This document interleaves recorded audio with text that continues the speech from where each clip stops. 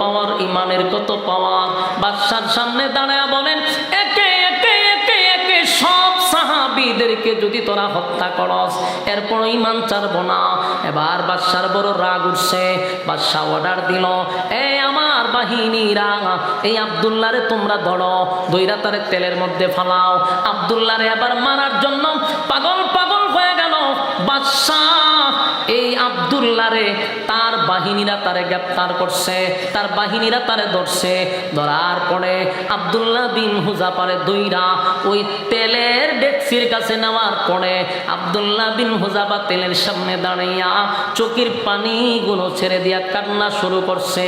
বাদশা ডাক দিয়া বলে, সাবধান, তারে ফালায়ও না, তারে তোমরা আগুনে পোড়ায়ও না। মনে হয় তার দিলটা নরম হইছে, কালেমা ছেড়ে দিবে, আমার শর্তে রাজি হবে। না হয় সে কেন চোখ দিয়া পানি ছাড়ল? ওই রোমের বাদশা বলেন, আব্দুল্লাহ বল, এখন কি তোমার দিলটা নরম হইছে? মরণের ভয় কি তোমার ভিতরে ঢুকছে? আমার প্রস্তাবে কি তুমি রাজি হইবা? যদি আমার প্রস্তাবে রাজি হও, ওয়াদা দিলাম আগের যত ধরনের শর্ত ছিল সব শর্তের উপরে আমি একমত আছি। এখনো যদি তুমি কালেমা ছেড়ে দাও, ওয়াদা দিলাম আমার মেয়েকে তোমার কাছে বিবাহ দিব, এমনকি রাজত্বের অর্ধেক তোমার কাছে, তোমার নামে আমি লিখে দিব। এই কথা বলার পরে আব্দুল্লাহ বিন হুযাফা বলেন, এক রুমের কুত্তা, তুই কি মনে করছস মরণের ভয়ে আমি চোখ দিয়া পানি ছাড়ছি? এক দুনিয়ার আগুন দেখে আমি চোখ দিয়া পানি ছাড়ছি না, আমি এই জন্য কান্দি না, আমি এই জন্য চোখের পানি ছাড়ি নাই। আমি কাঁদতেছিলাম, আমার জীবনটা তো আল্লাহ একবারের জন্য দিছে। আমি যদি এখন মারা যাই, আর তো কোনোদিন আল্লাহর জন্য আমি জীবন দিতে পারবো না। আমি আফসোস করতেছিলাম, আমার মালিক যদি আমাকে 1000 বার জীবন দিত রে, আমি যদি আমার আল্লাহর জন্য 1000 বার জীবন দিতে পারতাম, আমি যে একবারে আমার মালিকের জন্য জীবন দিব, সেই ব্যথায় আমি কাঁদতেছি। চিৎকার দিয়া কোন সুবহান। সাহাবায়ে কেরামদের ঈমান, এই জন্য আল্লাহ বলেন, আমিনু কামা আমানান নাস, তোমরা ঈমান আনো ওই মানুষদের মতো ঈমান আনো রে, যারা ঈমানের পরীক্ষায় উত্তীর্ণ হয়েছে, ঈমানের পরীক্ষায় উত্তীর্ণ হয়েছে। আব্দুল্লাহ বিন হুযাফা বলেন, একবারই তো আল্লাহর রাস্তায় জীবন দিব, সেই ব্যথায় ব্যতীত হইয়া আমি কান্দি, অন্য কোনো কারণে কান্দি না।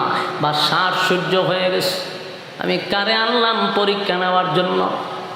বাদশা আবার চিন্তা করলো, এই লোকরে আগুনে ফালানো যাবে না, কয়ে সাবধান, তার আগুনে ফালানো না, নিয়ে আসো।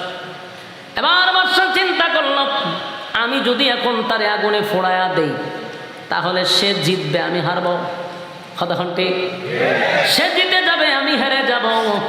কারণ সে চায় 100 বার জীবন দিতে, আর আমি চাই একবার জীবন নিতে। তাহলে সে জিতে যাবে, আমি হেরে যাব। তখন বাদশা বলল, আমার পরীক্ষা নেওয়া শেষ। এই জাতি ঈমানের জন্য তারা সব করতে পারে, এই জন্যই মুসলমান যেদিকে যায় সেদিকে তাদের বিজয়। আজকে গোটা পৃথিবীতে আমরা লাঞ্ছিত, অপমানিত, সব জায়গায় জায়গায় আমরা মার খাই, তার একটা কারণ হলো আমাদের ঈমান দুর্বল। সাহাবায়ে কেরামদের অস্ত্রের জোরে তারা যুদ্ধ করে না, তারা যুদ্ধ করছে ঈমানের শক্তিতে। ঈমান ছিল, ঈমান ছিল, ঈমানের কারণে তারা 1000 অস্ত্র সহ আর 313 জন যুদ্ধে লাইমা তারা বিজয় লাভ করছে। এটার কারণ হলো তাদের ঈমানি শক্তি ছিল। ওই রুমের বাদশা বলল, আব্দুল্লাহ আমি তোমারে ছেড়ে দিব, তবে একটা শর্ত আছে, তুমি আমার এই কপালের মধ্যে একটা চুমা দিতে হবে।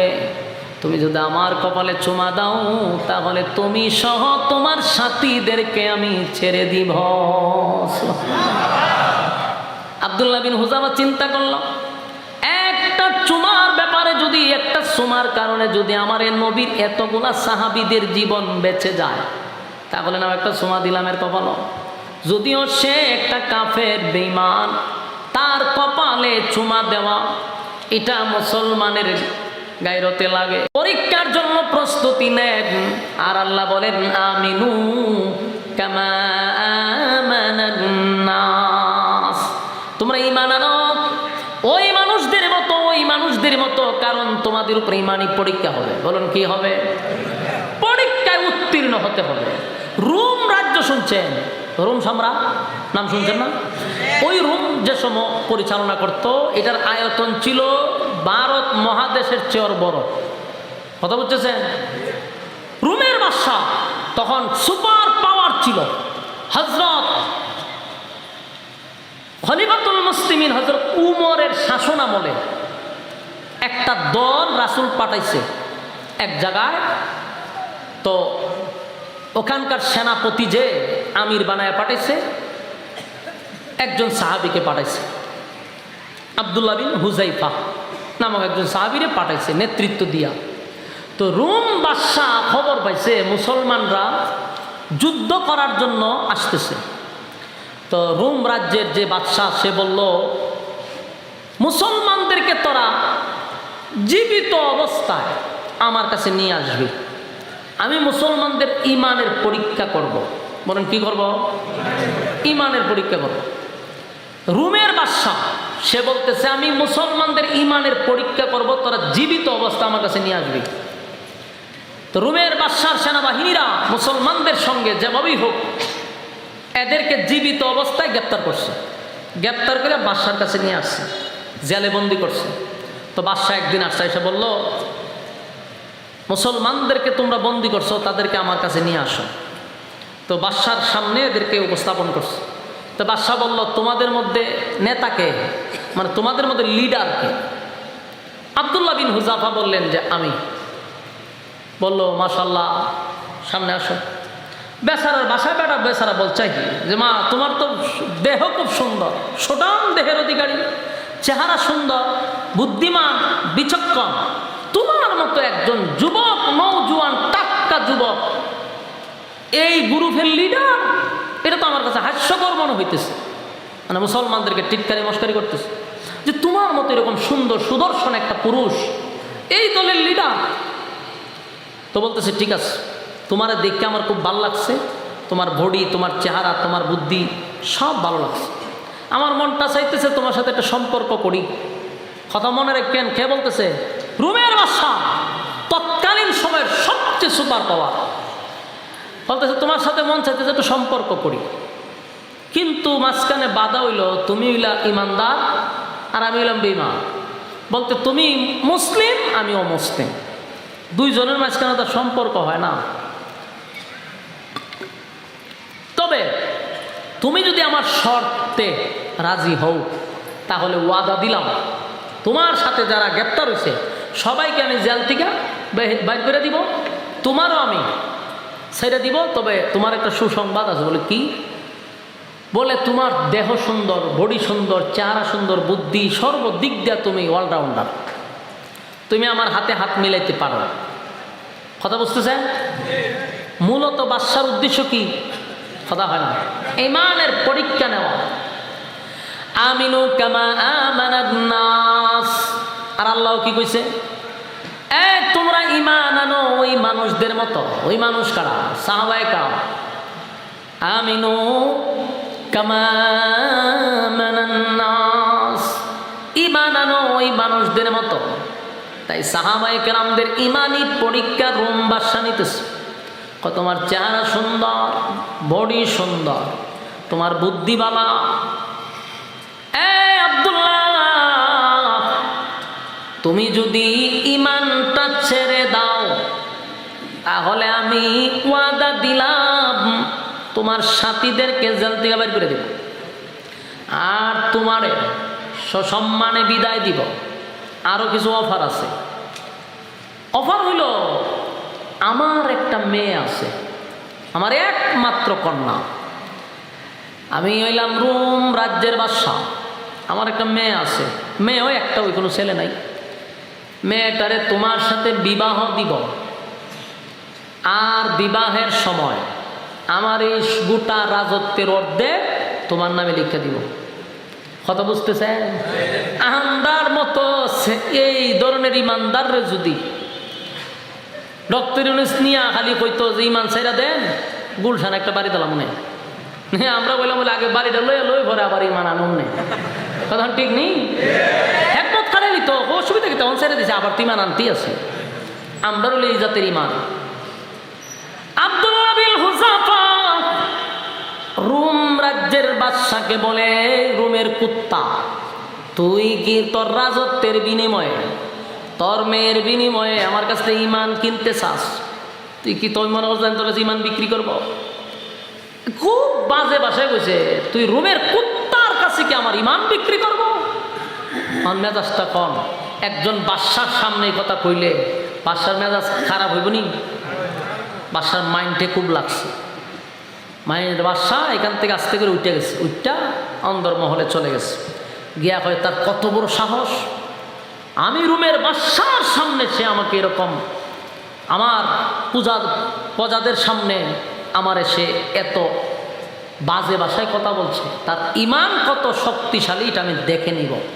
কায়াদেরকে গ্রেপ্তার করো। গ্রেপ্তার করছে। আব্দুল্লাহ বিন হুযাফারে একটা জেলখানার ভিতরে বন্দি করে রাখছে।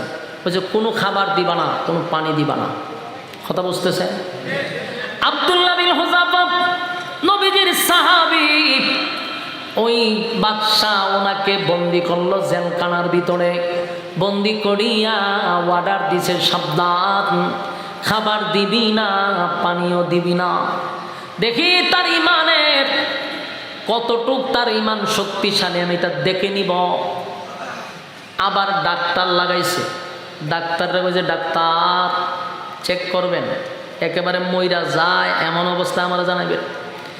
এক সপ্তাহ পর্যন্ত আব্দুল্লাহ বিন হুযাফার মুখে পানিও নাই, খাবারও নাই, উনি অচেতন অবস্থায় পড়ে আছে। ডাক্তার চেক করে দেখে যদি তারে এখন খাবার না দেওয়া হয় তাহলে মারা যাবে। কথা বুঝতেছে? দৌড়ে গেছে বাদশার কাছে, গিয়া কয়, বাদশাহ লক্ষণ খারাপ, ওই লোকটাকে যদি আপনি এখন খাবারের ব্যবস্থা না করেন লোকটা মারা যাবে। বাদশাহ হয় তাহলে খাবার রেডি করো। খাবার রেডি করো। খাবারের মেনু হলো শুকরের গোস্ত। নাউজুবিল্লাহ আছে? থাকলে কইবেন শুকরের গোস্তকে আপনারা খান নাকি? নাউজুবিল্লাহ তো কইলেন না, এলে কইলাম আর কি, মনে বালা খাবার মনে করছে। শুকরের গোস্ত দিবেন। 2 নাম্বার হলো পানির মধ্যে মদ মিশ্রিত করবেন। বলুন দোনোটা ফাঁক না নাফাক? দোনোটা নাফাক খাবার লইয়া আব্দুল্লাহ বিন হুযাফার কাছে যাইবা, গিয়া তারে আগে বুঝাইবা যে এখানে খাবার আছে, শুকরের গোস্ত আর মদ খাইবেন নি। একটা মানুষ যদি 1 সপ্তাহ খিদায় থাকে, আমরা যদি হইতাম ফতোয়া দিয়া দিতাম যে জান বাঁচানো খরচ। ফতোয়ার অভাব নাই তো, বিপদে বললে ফতোয়া আছে, হয় জান বাঁচানো খরচ। কথা ঠিক নেই? আমরা জান বাঁচানো খরচ করে শুকরের মাংস খাওয়া শুরু করতো। কিন্তু তারা নবীর সাহাবী, আল্লাহ এজন্যই বলেন আমিনু কামা আমানান নাস, তোমরা ঈমান আনো ওই সাহাবীদের মতো যারা ঈমানের পরীক্ষায় উত্তীর্ণ হয়েছে। বিন্দু পরিমাণ ওই সাহাবীরা ঈমানের ক্ষেত্রে ছাড় দেয় নাই। ওই মানুষটা 1 সপ্তাহ ধরে মুখে পানি নাই, পেটে খাবার নাই, মাটিতে পড়ে আছে। খাবার তার সামনে নিয়ে দিছে, যেই মাত্র শুনতে শুকরের মাংস আর মধ্য পানি। হুযাফা বলেন, এগুলা কি সরাইবি না লাথি মেরে তোর মুখে বানাবো? সুবহানাল্লাহ বাড়ি দিয়া। যদিও ওনার শারীরিক দুর্বলতা আছে রে, কিন্তু ইমানের দুর্বলতা নাই। ইমানের শক্তিশালী আছে না নাই? ইমান তার শক্তিশালী, কিন্তু শারীরিক দুর্বলতা, না খাওয়ার কারণে শরীরটা দুর্বল, কিন্তু এখনো ইমান দুর্বল হয় নাই। বাদশার কাছে ডাক্তার বলে, বাদশাহ এই লোক তো সাধারণ না, কারণ তারে এতদিন পরে খাবার দিছি। আমার ডাক্তারি লাইনের ব্রেইনে বলে যা পাইবে এখন মানুষ পেটের খিদা তা খাইবে, পাগলের মতো খাওয়ার কথা। কিন্তু যেই মাত্র বলছি শুকরের গোস্তার মধ্যে পানি, ক্ষিপ্ত হইয়া বলছে খাবার লাথি দিয়া ফলাই দিবে। বাদশা হয় সর্বনাশ, তাহলে তার ঘর থেকে বাইর করো। ওই বাদশা আব্দুল্লাহ বিন হুযাফারে জেল থেকে বাহির করছে। উনি হাঁটতে পারে না, 1 সপ্তাহ পর্যন্ত খাবার নাই রে। 2 জন মানুষের কাঁধে বর পড়াইয়া ওনারে বাদশার সামনে দাঁড় করাইছে। হাঁটতে পারে না, দাঁড়ায় আছে মানুষের উপরে বর পড়ে। বাদশা এবার বলল, আব্দুল্লাহ বিন হুযাফা, আমি তোমারে কিন্তু একটা অফার দিছিলাম। আমি আমার মেয়েটারে, শুধু আমার মেয়ে বলে কথা নয়, এই রাজ্যের সবচেয়ে সুন্দরী রূপসী কন্যা আমার মেয়ে, তার সঙ্গে তোমার বিবাহ দিব। তুমি আমার প্রস্তাব প্রত্যাখ্যান করছ। এই রাজত্বের অর্ধেক তোমার নামে লিখে দিব, সেটাও তুমি গ্রহণ করো নাই। এবার আমি তোমারে বলি, তোমার ঈমান কত শক্ত আমি দেখে নিব। 6 দিন পর্যন্ত খানা দেই নাই, তোমার শরীর বড় দুর্বল, তুমি কি এখনো কালেমা ছাড়বা না? বলে না। এবার আব্দুল্লাহ বিন হুযাফার সঙ্গে যারা জেলখানায় বন্দী ছিল তাদেরকেও বাইর করছে। বাইর করার পরে বলল, তুমি যদি কালেমা না ছাড়ো তাহলে এই মুহূর্তে আমি তোমার লোকদেরকে ধরে ধরে ধরে ধরে হত্যা করব। আবার বাদশা বড় ডেস্কির মধ্যে তেল ডালার পরে তেলগুলা গরম করতেছিল। তেল গরম করে ওই সাহাবীদের মধ্যে একজনকে ওই তেলের মধ্যে ছেড়ে দিছে। বুঝেননি, গরম তেলের মধ্যে ছেড়ে দিছে জীবন্ত মানুষ। ঈমানের পরীক্ষা দিছে গো, ঈমানের পরীক্ষা, ঈমানের পরীক্ষা।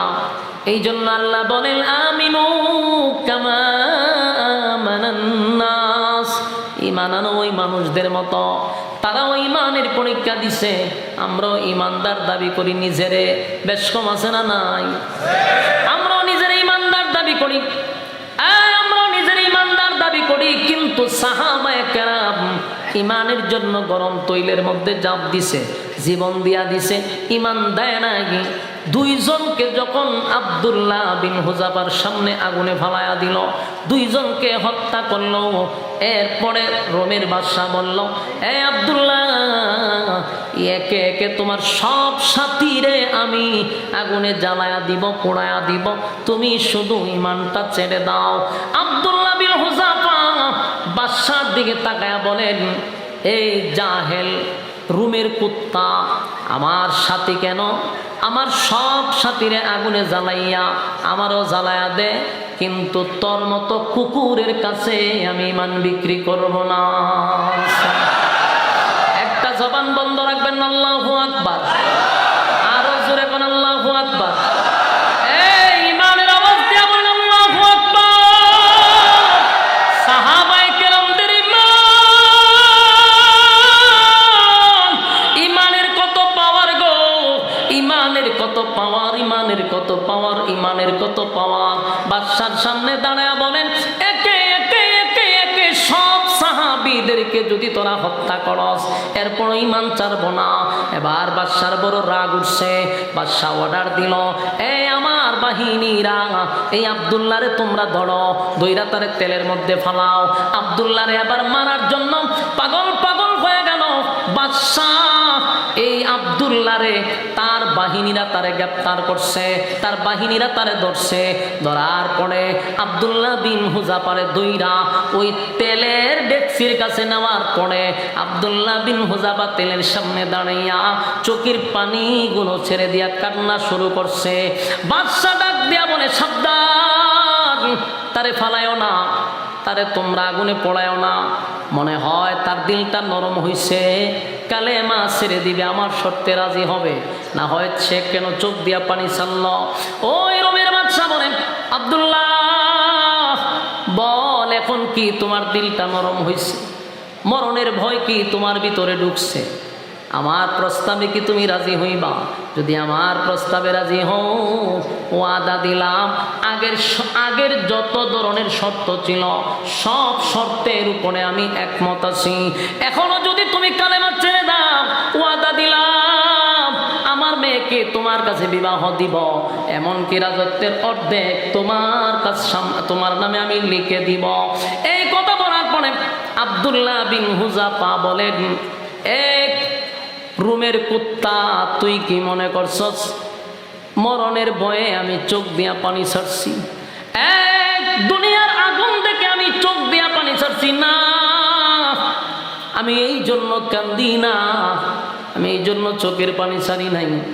আমি কাঁদতেছিলাম, আমার জীবনটা তো আল্লাহ একবারের জন্য দিছে, আমি যদি এখন মারা যাই আর তো কোনোদিন আল্লাহর জন্য আমি জীবন দিতে পারবো না।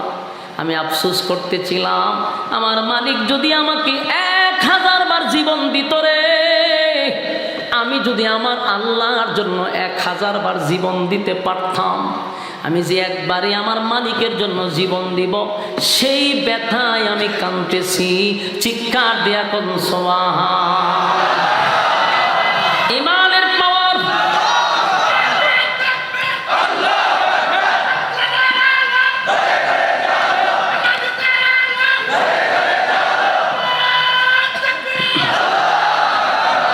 সাহাবায়ে কেরামদের ঈমান, এই জন্য আল্লাহ বলেন আমিনু কামা আমানান নাস, তোমরা ঈমান আনো ওই মানুষদের মতো ঈমান আনো রে, যারা ঈমানের পরীক্ষায় উত্তীর্ণ হয়েছে, ঈমানের পরীক্ষায় উত্তীর্ণ হয়েছে। আব্দুল্লাহ বিন হুযাফা বলেন, একবারই তো আল্লাহর রাস্তায় জীবন দিব, সেই ব্যথায় ব্যতীত হইয়া আমি কান্দি, অন্য কোনো কারণে কান্দি না। বা শ্বাস সহ্য হয়ে গেছে, আমি কারে আনলাম পরীক্ষা নেওয়ার জন্য।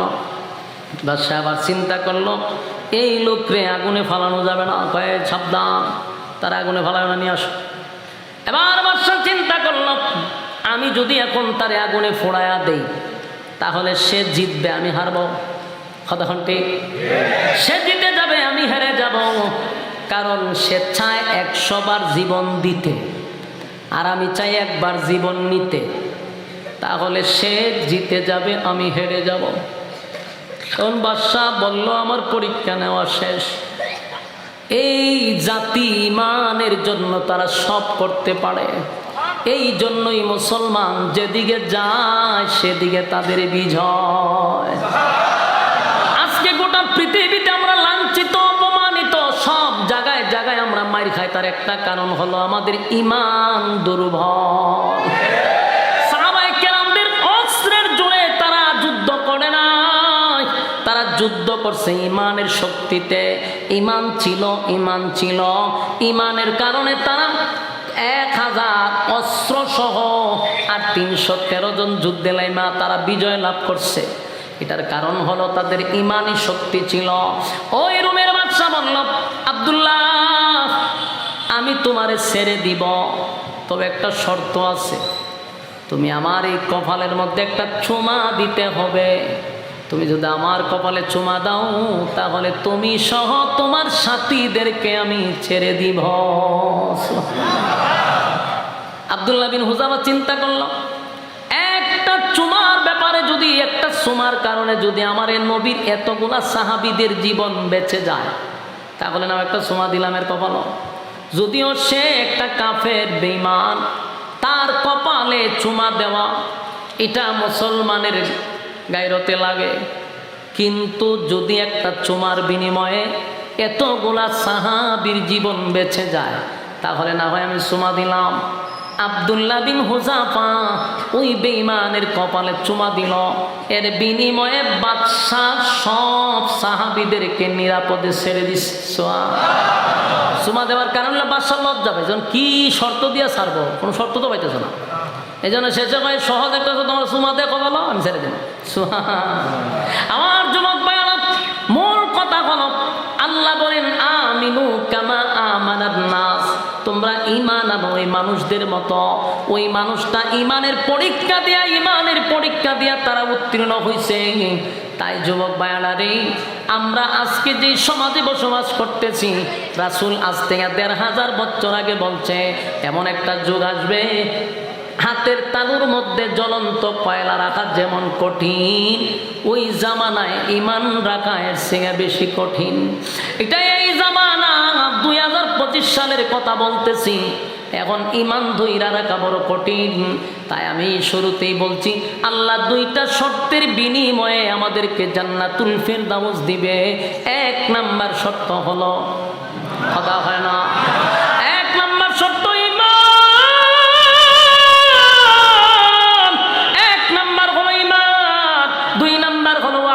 সালিহাত, 2 নাম্বার হলো নেকামল, নেকামল, নেকামল, নেকামল। এই মাহফিলটাতে আপনারা বসছেন, এই যে একটা জায়গায় বসছেন, এতক্ষণ সময় কোরআনের কথাগুলি শুনছিলেন, এটাও একটা নেকামল, একটা নেক মজলিসে বসছেন।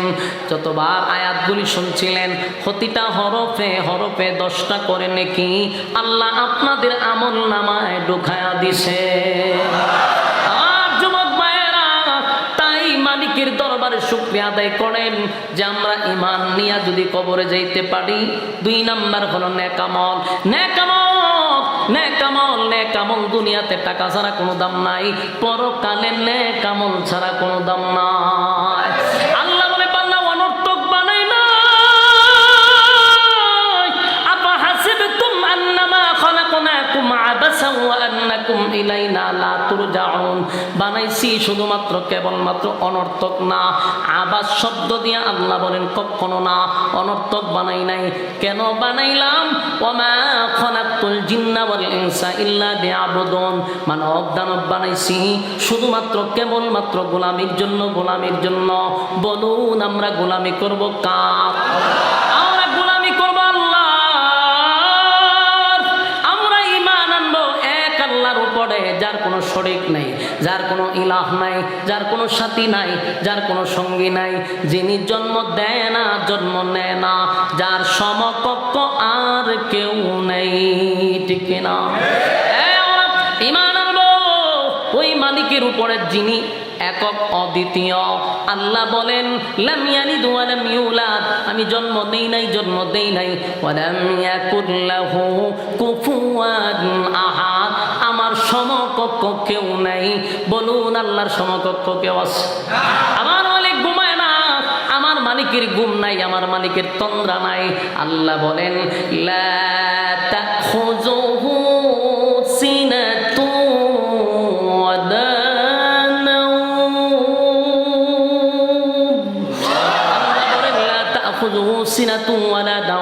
আমার ঘুম নাই, আমার তন্দ্রা নাই। তাহলে যিনি মালিক হবেন, যিনি রব হবেন, তার কোনো জন্ম নাই, তার মৃত্যু নাই, তার খাওয়ান নাই, তার ঘুম নাই, তিনি চিরঞ্জীব। সেই মালিকের উপরে ঈমান আনবো। কাড়া কাড়া হাত তুলা দেখায়া দিন। লিল্লাহে তাকবীর, লিল্লাহে তাকবীর। আমরা 2টা গুণে গুণান্বিত হইতে পারবো তো ইনশাআল্লাহ? তুলেন বলেন রাজি আছি তো ইনশাআল্লাহ? 2 গুণে গুণান্বিত হয়ে আমরা যাব জান্নাতুল ফেরদাউসে। আল্লাহর দেওয়া ওয়াদা রাখবো ইনশাআল্লাহ। এখন বিসমিল্লাহ বল। পকেটে আর দোকান দোকান দোকান, যার যার পকেটে যা আছে সব বাইর করেন, বাইর করেন। সবচেয়ে বড় নোট বাইর করেন। মাদ্রাসা ছাত্র করে তুললাম, কেউ খালি হাতে যাবেন না। মোনাজাতের আগে কিছু দিয়া শরীক হতে হয়। তাই আপনারা মাদ্রাসার ছাত্র যাচ্ছে, কেউ খালি হাতে আমরা যাব না। জলদি জলদি